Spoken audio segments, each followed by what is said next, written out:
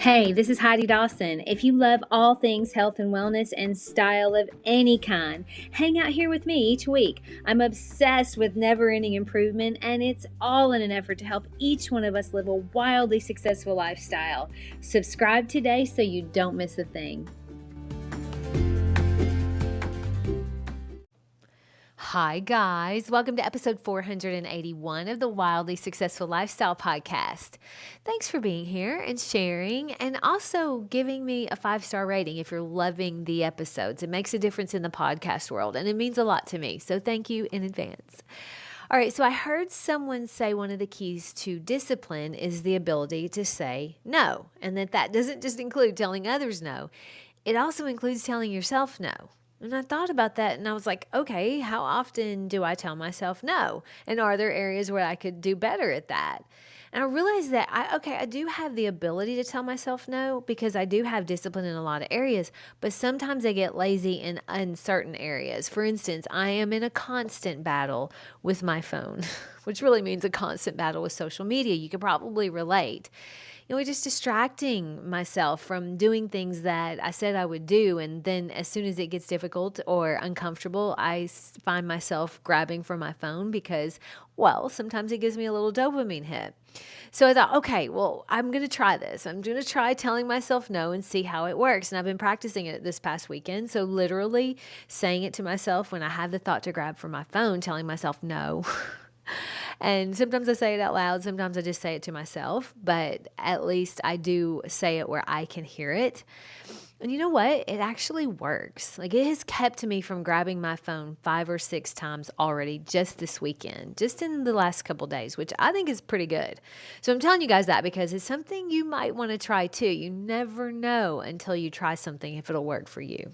So, all right. So a lot of times I get episode ideas from maybe a book I'm reading or a lot of times a video I've seen. And this week is no different. There was a video that's been around for a while. I've seen it a few times, and every time I see it, I watch it on repeat because it's so valuable. So there's a reporter and she is interviewing this little boy. I don't know why she's interviewing him, but the interview is great. So she's asking him some questions, and then out of the blue, he says, he's probably 4 or 5, so he's really young for this kind of wisdom, in my opinion. But as she's talking to him, he says, I've learned something that he wanted to share. And he said, what I've learned is that you can't control the wind, but you can adjust your sails. And the reporter says, oh, I love that. So when life changes, you change with it. And to that, the little boy says, well, that's not exactly what it means, but I do know actually what it means. And the reporter laughs and she said, my bad. Tell me what it means then. He said, well, what it really means is that it's not about what happens to you. It's about how you react to what happens to you. Remember, he's 4, maybe 5.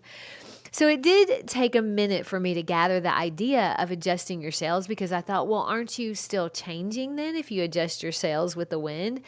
But I realized when you adjust your sails, it's because you're heading in a certain direction. And when the wind changes, you don't just say, oh, okay, I guess we're going in that direction now. No, you adjust your sails so that you stay the course.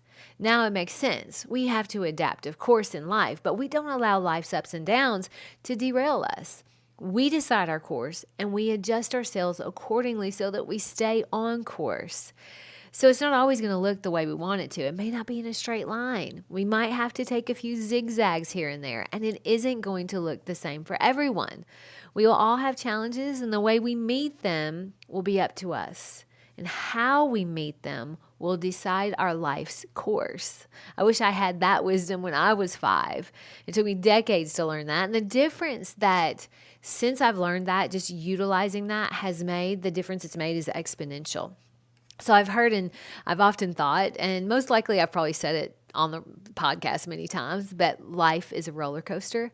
But what I've since learned is that, yes, life can be a roller coaster, but I do have some control of that roller coaster. In other words, I don't control the wind, but I can adjust my sails. So I love adventure, but not unnecessary risk. I love excitement, but not unhealthy drama. I love my friends and family, but not at the expense of my own peace. I know that anything someone else says or does has everything to do with them and probably nothing to do with me. Now, that's a hard one to live by, but when you live your life that way, you stop taking things personally. And this is a good time to refer back to that. I love my friends and family, but not at the expense of my own peace. Because sometimes that's when you do get yourself in trouble, or when you start taking things personally has to do with friends or family. Now, in my opinion, the most powerful people that I know are the ones that know who they are and they do not need any confirmation from anyone else. And they handle things that come up on their own end, not needing others to conform or be a certain way in order for them to be happy. I used to think, and I was real bad about this, but I used to think that other people were the reason I was mad or sad, or the reason why I felt worthy or unworthy. See, my sail was set to whatever wind was blowing at the time.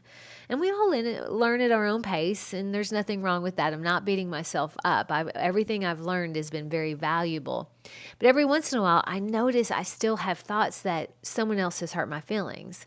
But then I say, wait a minute. What they did or what they said was about them and what they had going on. I just happened to be in the line of fire. So growing up, my family would go hiking at Fall Creek Falls every year. And as we got older, it kind of faded out as everybody was living their own lives. But we've recently started doing it again. And Eric and I are usually the ones that get it together because it's so much fun. But this recent trip, my brother couldn't go because he said he was too busy. Now, I noticed that I was kind of getting my feelings hurt by that. I was making it mean that we weren't a priority in his life. Well, of course, when you make it mean that, you're going to have your feelings hurt. But the reality was he wasn't coming. So how I reacted to that was how my day was going to go, or my week. So I just accepted it. That's the reality. And I sent him a text and said, well, we're going to miss you. And we did, of course. But you know what? My husband, Eric, and I had an amazing time with my baby sister, Molly, and her husband, and my older sister, and our parents. We couldn't change that my brother didn't come to our family trip, but none of us let it change us and how much fun we had.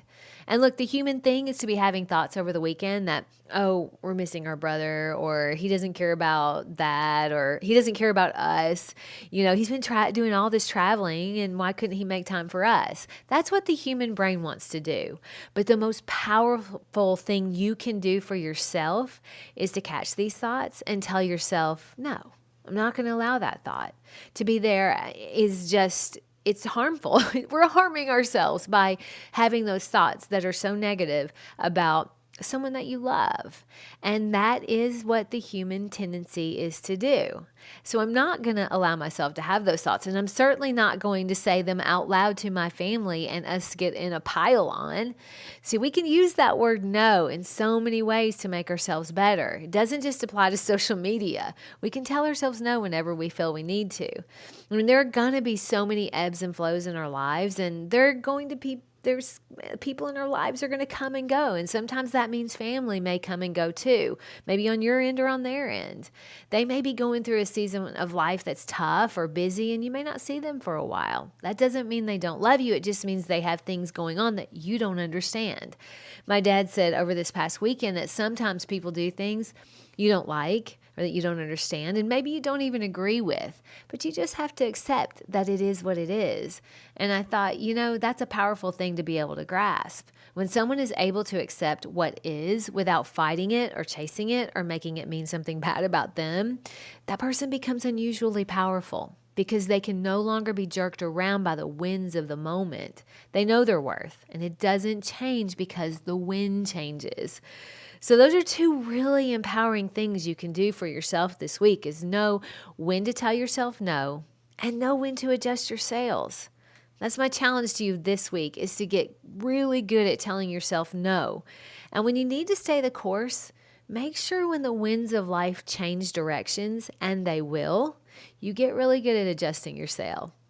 Share this with 3 people who you love and want to see prosper. I love you guys so much. I'll talk to you in a few days.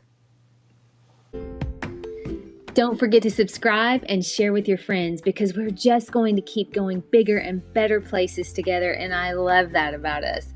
Talk to you in a few days.